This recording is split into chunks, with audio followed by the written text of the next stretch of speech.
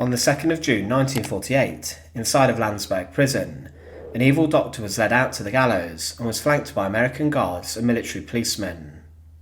Viktor Brack was a man who was closely linked to the slaughter inside of the concentration camps, and he was a man who the Americans deemed had to be condemned for his actions during the Second World War. There are many different men and women who worked inside of the camps in various different roles. Join us today as we look at the execution of the SS's Dr. Death, and as always, to support our channel, please make sure to subscribe. Viktor Hermann Brack was born on the 9th of November 1904 inside of Haaren, and it's believed he had a rather normal early life. He would to begin with take a different path from medicine, and he in 1928 completed a degree in agriculture in a Munich university, and following this he began to manage land, which was based at his father's sanatorium that he owned.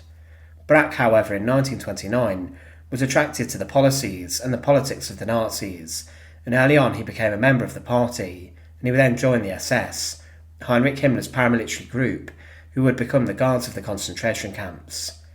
He had experience working as a test driver for BMW, and then would be employed by Heinrich Himmler, the head of the SS, and Brack became one of Himmler's personal drivers.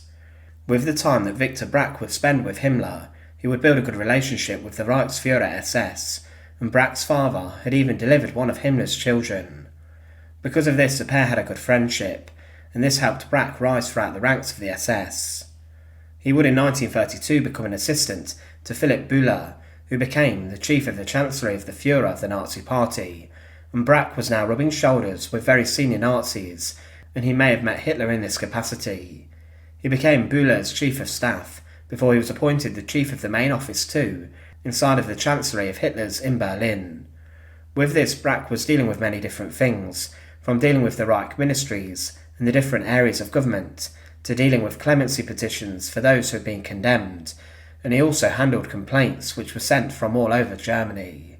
However, one of Viktor Brack's most horrific jobs was in organising the killing of mentally ill and disabled people in what became known as the Aktion T4 programme. Philipp Bühler was appointed alongside Karl Brandt to manage the slaughter of hundreds of thousands of innocent people and civilians, and Viktor Brack was left in charge of implementing the killing operations and sorting out the actual execution and extermination centres. Brack worked with many others to do this, and he created 4 different offices, led by different men who would work together to coordinate the slaughter of many. In January 1940, Viktor Brack ordered another SS official to arrange the gas killing operations of mentally ill patients and others who the Nazis said were unworthy of life. The doctors under Brack's control would also sterilise people, but inside of centres such as the Hadamar Centre, 15,000 German citizens would be murdered. In April 1940, Brack would explain his actions to other leading Nazis, and he would try to justify the slaughter he was organising. He said that those people who were being killed would be depriving others of food and supplies.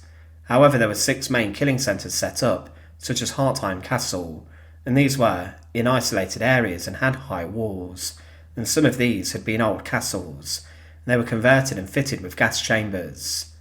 When people were taken there to be killed, they would be greeted by nurses, with victims under the belief that they were going to be cared for, but they were then sent into the gas chambers. The T4 killings occurred from September 1939 until the end of the war, and it's believed up to 300,000 people were killed in Nazi-occupied territory. One thing to consider is that Brack had been appointed the head liaison officer with the Nazi Department of Health, and in this he had no medical experience, but was considered one of the most senior doctors in the land. But he took it upon himself to act as a doctor. He would continue to expand the slaughter of people inside of Nazi Germany. In 1941, along with Adolf Eichmann, Viktor Brack decided to introduce gas vans, which would kill inside of concentration and extermination camps. Many of those who were led into the vans were those who the Nazis targeted for extermination, along with those people inside of camps suffering from diseases such as typhus, and also Soviet prisoners of war were led into the vans. He wrote a letter to Himmler in June 1942 that said, "Dear Reichsführer, amongst tens of millions of Jews in Europe, there are, I figure, at least 2 or 3 million of men and women who are fit enough to work. Considering the extraordinary difficulties the labour problem presents us with, I hold the view that these 2 or 3 million should be specifically selected and preserved. This can, however, only be done at the same time if they are rendered incapable to propagate. The Nazis would eventually take down the gas chambers used inside of the T4 program.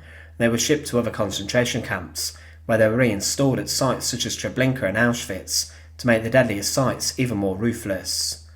Brack would also be responsible for the installation of gas chambers, and he would transfer the staff who he'd worked with before to slaughter to work inside of the mass murder programs in Poland, and for them to work at extermination centres such as Belzec, Sobibor and Treblinka.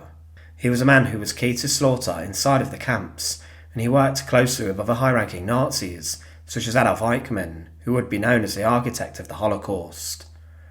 As the Second World War continued, Viktor Brack's influence over the concentration camps and their deadly killing operation increased. But at the end of the conflict, he would be arrested along with his superior, Philip Buhler. Buhler would, whilst he was held inside of a US prison camp, consume a cyanide capsule to ensure he would not be taken to the gallows for his actions. He knew that what he had done was organising the deaths of millions, but Viktor Brack would not take his own life. He would have his own day in court, as during the Eichberg trial, Viktor Brack would be implicated in his actions in recruiting doctors and physicians for the killings in the Aktion T4 program. Because of this, the Americans then had sufficient evidence to charge him and to bring him to trial. He would also be implicated again following the Hadamar trial, as evidence emerged about his actions, and Brack was known for brutally enforcing the slaughter, and he would even threaten and intimidate doctors and nurses to make sure they continued to efficiently kill as many as they could. When he was brought into the trial, which was known as a doctor's trial, Viktor Brack claimed he'd never heard of the T4 program that he'd been instrumental in, and he tried to deny anything that was accused of him. During his trial, Brack did state that he believed this type of killing was humane for those who were very sick, and he continued to deny any knowledge of the concentration camps and gas chambers. He said he was not involved in the sterilisation program, which had been inflicted upon thousands of people, despite the fact on many documents relating to this, his signature was found. Others testified against Brack to try and save their own skin, and they would state the link that Brack had to working inside of Hitler's chancellery, and also working alongside the Nazi dictator. It was obvious to anyone that Brack was lying, and he continued to deny any links he had to high-ranking Nazis, and he stated he was not involved in killing Jews. But on the 20th of August 1947, the court found Viktor Brack guilty of crimes against humanity and war crimes, and for this he was sentenced to death. There would be almost a year before he was brought for his execution, and he was held in Landsberg Prison, an American-controlled prison following World War II, and was placed on death row. Each day he would wonder if the next would be his last, but on the 2nd of June 1948, he was brought out of his prison cell for his execution. Viktor Brack was led out into the prison courtyard, where a large gallows was found, and he was escorted by American military policemen and a priest. The priest heard his last words, which were said to have been that he wished for God to give peace to the world. He was then led up the stairs of the gallows and was handed over to the American executioner. A black hood was placed over Brack's head, along with the noose, which was checked, and then whilst he was stood on the trapdoor, the executioner pushed the lever, and Brack fell to his death and was instantly executed. Viktor Brack was one of many Nazi war criminals who was condemned at the end of the Second World War, but he was a man who was responsible for the slaughter of hundreds of thousands of people. He had a close relationship with Heinrich Himmler and would be a trusted member of the SS, and was seen as a man capable of organising horrific acts which resulted in the deaths of many. He would work closely with men such as Adolf Eichmann, but many of those who he worked with would never be brought to trial for their actions.